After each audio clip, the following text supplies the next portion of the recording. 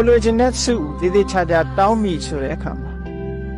ထိုတောင်းတဲ့အတိုင်းပြည့်စုံမှုရတဲ့အတွက်ကိုယ်တဏ္ဍာမှာဘာတွေရှိဖို့လိုအပ်တယ်လဲဆိုတာသိထားဖို့တော့အဲ့ဒါကဘာလဲလို့ဆိုရင်နံပါတ်1ကယုံကြည်ချက်တတ်တာရှိရနံပါတ်2ကကိုချင်းတိလာနဲ့ပြည့်စုံရနံပါတ်3က